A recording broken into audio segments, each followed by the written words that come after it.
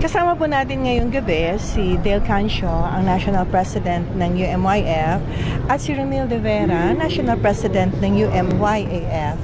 Guys, kung tanungin sa inyong dalawa, ano naging inspirasyon ninyo para dun sa naging address, joint address ng young adults at ng young people?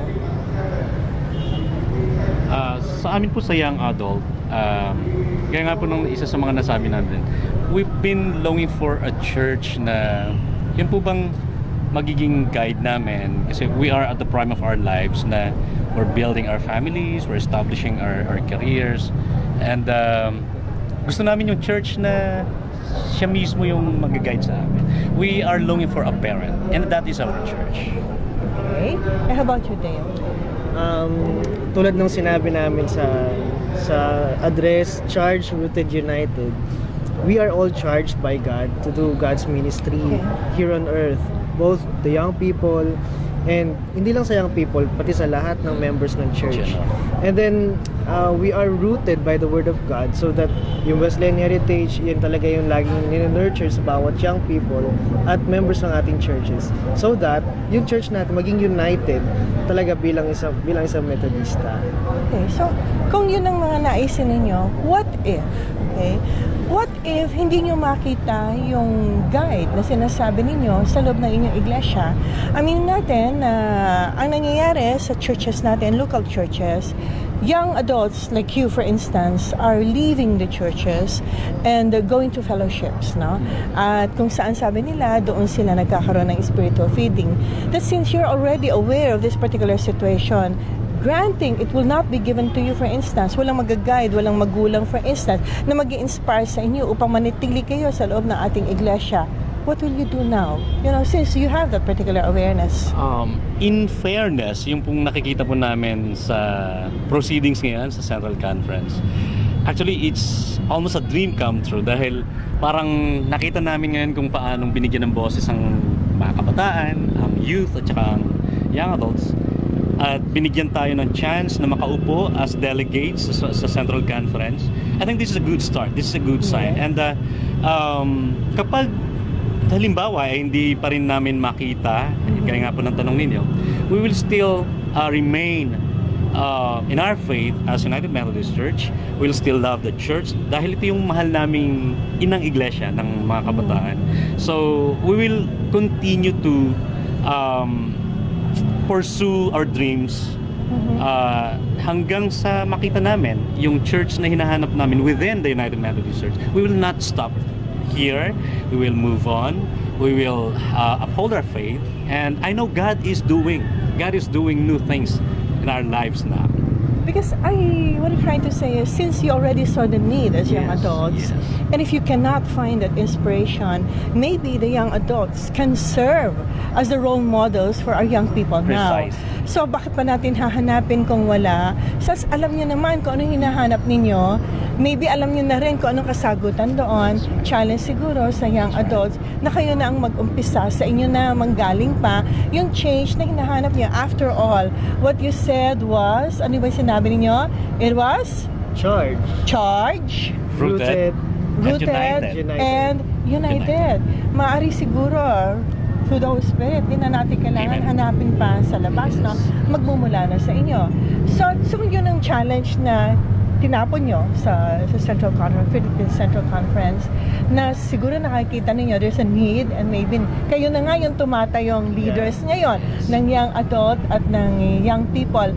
How do you now inspire other people in order to remain in the church, and how do you now put in changes inside the church para sa halip, alam niyo na yung pangangailangan na sa halip na hanapin pa sa labas, paano niyo i-introduce yung changes na alam niyo yun ang nais niyo mga pagbabago sa loob ng iglesia?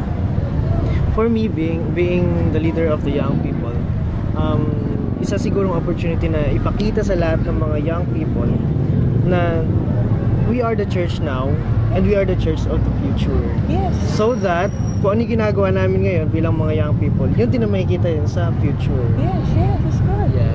You are the church now. This is true. Kayo na yung church ngayon, hindi yung kayong future. You have it, the church is now in your hands, no? Yes, actually. And as a young adult, Ramil, yes? Yes, for me, I have observed the young people has evolved dun sa yung sector ng young people ay nag-evolve. Kasi dati kiniklaim namin, we are the next, the future of the church. But that is no longer our claim. But we are now claiming that we are the church. That's right. And we can do a lot for the church. We have a role to play. So we inspire other young people to be with us, hold hand in hand with us. And yung mga gaps na nakikita natin ngayon sa church, actually malaki ang magagawa ng kabataan. Just remain faithful in our faith in Jesus Christ as United Methodist Church at mag-involve siguro sa mga ministries ng church. I mean, hindi siguro, kundi talagang mag-involve. I would rephrase that. Mag-involve tayo sa ministries ng church. Sa paraang iyon, tayo ay mag-grow. As young people, hindi rason yung pagiging kabataan. Now we are showing na marami tayong magagawa. Maraming magagawa kahit na kabataan. That's right. Pero one of the challenges ng young adult ay yung struggle na to earn, lalo na those who are starting their families, no? And it's a journey of faith talaga. How do you now encourage siguro to look at the church dun po sa mga needs ng young adults? So parang na ang siguro ang hindi lang spiritual dapat ang i-address ng simbahan, kundi yung economic din at lalo na din po sa ating mga sa kabataan din ay career din, ano?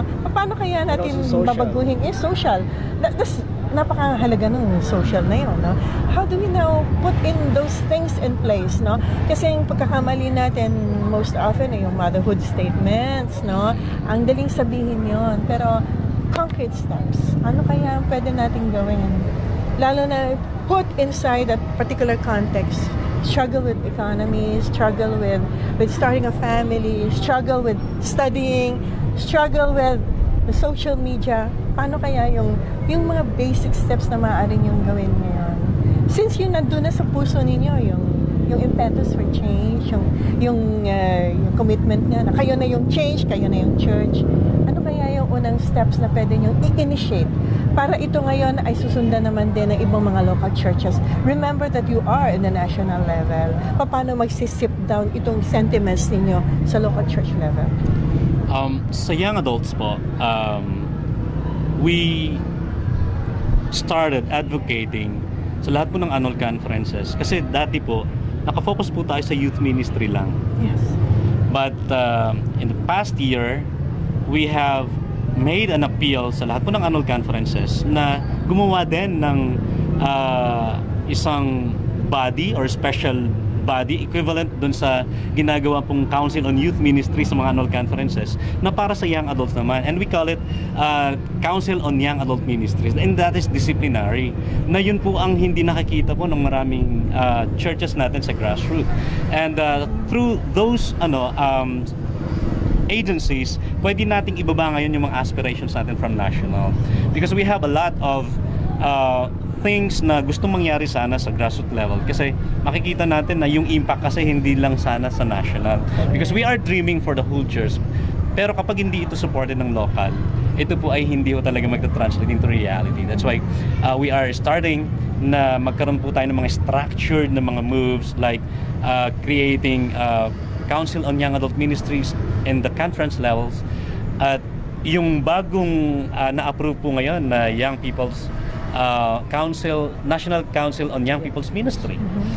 That is actually a very good move na ginawa ng Central Conference to support the young people, because from there, meron na tayong structure ngayon, skeleton tawag nga kanina sa atin, na pwede nating umpisahan ngayon, kasi doon natin pwedeng ibato lahat mga ministries na gusto natin gawin sa mga young adults.